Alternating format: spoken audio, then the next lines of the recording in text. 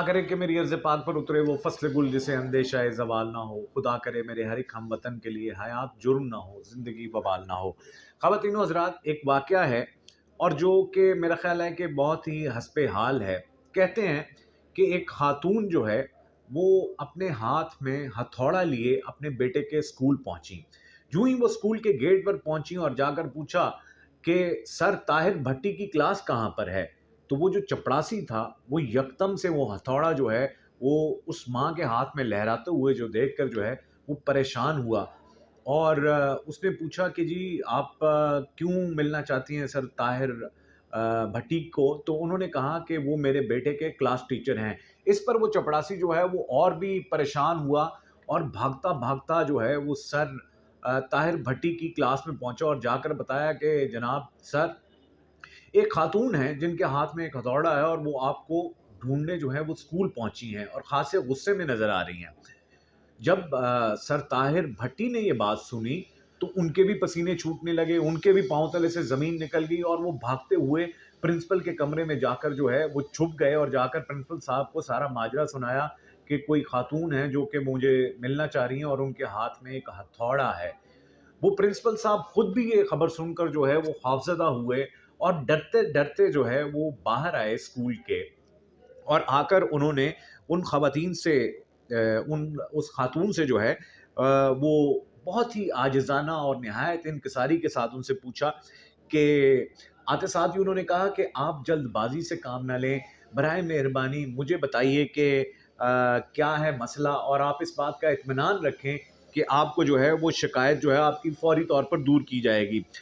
उस औरत ने प्रिंसिपल साहब से कहा कि बात ये है प्रिंसिपल साहब कि मुझे कोई शिकायत नहीं, सिर्फ मुझे आप सर ताहिर भट्टी की क्लास का पता बताइए कि उनकी क्लास है कहाँ।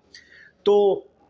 प्रिंसिपल साहब ने कहा कि लेकिन आप मुझे ये बताइए कि आप उनकी क्लास में जाना क्यों चाहती हैं? तो उन्होंने जवाब दिया कि उनकी क्लास में एक बेंच है, उस बेंच पे एक कील निकला हुआ है जो रोजाना मेरे बच्चा जब बैठता है तो उसकी पैंट फट जाती है, तो मैं इस वजह से उस क्लास में जाना चाहती हूँ और ताकि मैं उस कील को जो है वो प्रॉपरली ठोक सकूं।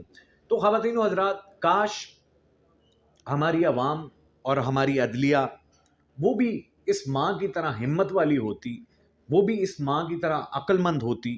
तो शायद हमारे मुल्क में मईशत, इस्लाम और दिफा जो है वो ख़तरे में ना पड़ता। सिर्फ एक हथौड़े की ज़रूरत है। आज खबरें बहुत अहम अहम थी हमारे पास, लेकिन जो सबसे इम्पोर्टेंट खबर है जिसके मुतालिक हमने अपने वीलॉग में भी जिक्र किया और वैसे भी बात की कि पाकिस्तान तहरीक इंसाफ की कोर कमेटी ने यह फैसला किया है कि 30 दिसंबर के बाद पहले पंजाब असम्बली को जो है वो ख़त्म कर दिया जाएगा, वहाँ से इस्तीफ़े आ जाएंगे और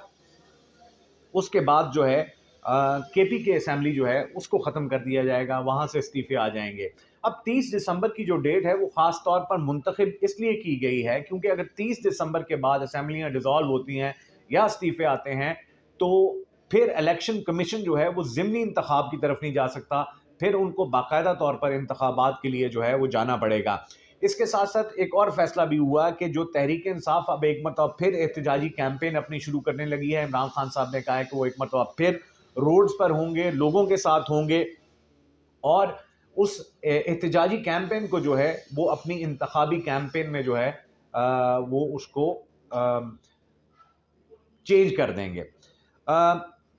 कल एक खबर मैंने ट्वीट की थी और उस हवाले से कि परसों एक मीटिंग हुई मैरियट में जो कि सदर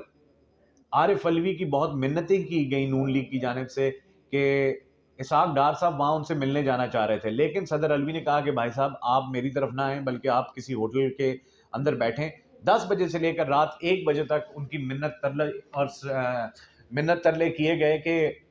इमरान खान साहब से कहें कि वो उनकी टर्म्स एंड कंडीशन पे आ जाए, लेकिन उस पर बिल्कुल खुला इनकार हुआ। अब पाकिस्तान तहरीक इंसाफ ने एक और बड़ा फैसला किया जो कि बिल्कुल सही फैसला किया। उन्होंने कहा कि नून लीग के साथ किसी किस्म का कोई मुज़ाकरात नहीं होंगे। अगर मुज़ाकरात हुए भी तो पीडीएम की सतह पर शायद कोई मामला जो है वो आगे कोई बातचीत का सिलसिला चलेगा। ख़वातीन व हज़रात, इमरान खान साहब ने कल इलेक्शन कमिश्नर के मुतालिक बताया था कि वो नून लीग का जाला है और अगर वो इमरान खान साहब को नाअहल करते हैं तो وہ اور زیادہ ذلیل ہوں گے, ان کو ذلت و رسوائی اٹھانی پڑے گی, جس کا کہ آج ریاکشن آیا, جو کہ بالکل آنا تھا.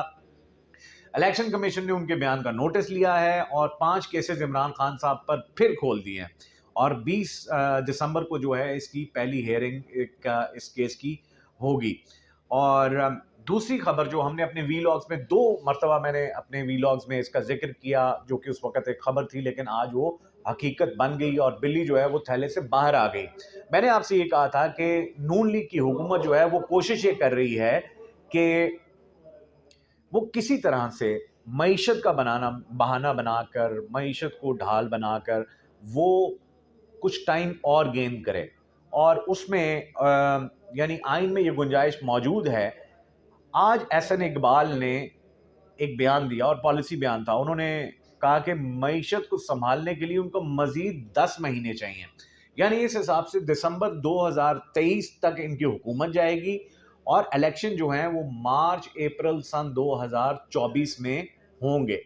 یہ ان کا پالیسی بیان ہے, لیکن ہم نے پہلے بھی کہا تھا کہ یہ دیوانے کا خواب تو ہو سکتا ہے لیکن ایسا ممکن نہیں, کیونکہ عمران خان کی جو اس وقت سیاسی اس وقت پوزیشن ہے, جو احتجاجی موڈ ہے, اور پاکستان کے تمام حلقے جو طاقتور حلقے ہیں ان کو بھی پتا ہے کہ اس کو جتنا پرولونگ کریں گے اس کا نقصان جو ہے وہ پاکستان کو ہونا ہے. تو دوسری بات میں نے آپ کو بتا دی کہ پی ٹی آئی نے جو ہے وہ یہ فیصلہ کیا ہے کہ وہ اب کسی قسم کے مذاکرات نہیں کریں گے, کیونکہ نون لیگ جو ہے چونکہ ان کی دوغلی پالیسی ہے, منافقانہ پالیسی ہے, وہ صرف مذاکرات جو ہیں وہ صرف پرولونگ کرنے کے لیے, وقت ضائع کرنے کے لیے یہ سارا معاملہ جو ہے وہ آگے لے کر چلنا چاہ رہے تھے. صرف پی ٹی آئی کو مصروف رکھنے کے لیے یہ ساری بات ہو رہی تھی, اور اس میں صداقت جو ہے وہ کوئی نہیں تھی. ایک اور بڑی امپورٹنٹ خبر ہے خواتین حضرات, اس خبر پہ میڈیا میں بس اتنی بات ہو رہی ہے کہ بلاول بھٹو جو ہے وہ امریکہ جا رہے ہیں یا اب تک جا چکے ہیں.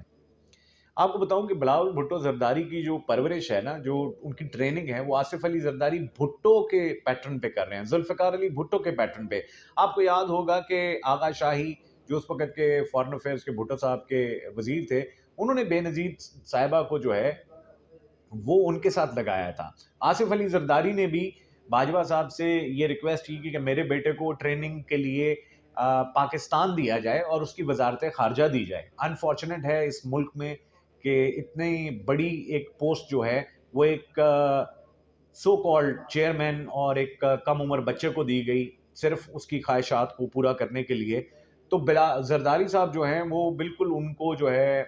بلاول بھٹو کو اسی پیٹرن پر لے کر چل رہے ہیں. اب اس میں مزے کی بات یہ ہے کہ جب پہلا رجیم چینج آپریشن ہوا تھا, اگر آپ کو یاد ہوگا, اس سے بہت پہلے بلاول بھٹو امریکہ گئے تھے. وہاں کے سی آئی اے, وہاں کی جو تھنک ٹینکس لابیز ہیں, وہاں پہ وہ بات ہوئی تھی. تو یہ چونکہ ان کے پسندیدہ ہیں اس وقت امریکہ کے, تو اس کے بعد پہلے گیم سیٹنگ ہوئی اور اس کے بعد جو ہے اس کا ہمیں وہ نظر آیا. اور اب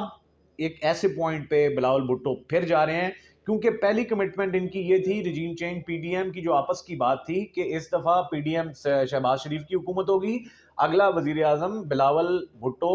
زرداری ہوگا. یہ خواہش ہو سکتی ہے لیکن اس ملک میں کچھ بھی پاسبل ہے. لیکن تو ان کا طے یہ ہوا تھا کہ اگلے الیکشنز پیپلز پارٹی جیتے گی اور بلاول بھٹو وزیر اعظم ہوں گے. تو اب جو بلاول بھٹو امریکہ گئے ہیں تو آپ کو بہت سی خبریں اور اس کے امپیکٹ جو ہیں آنے والے دنوں میں پاکستانی سیاست میں جو ہے وہ نظر آئیں گے. اعظم سواتی کو سندھ ہائی کورٹ نے یہ کہا کہ جی ان پہ مزید مقدمات درج نہ کیے جائیں.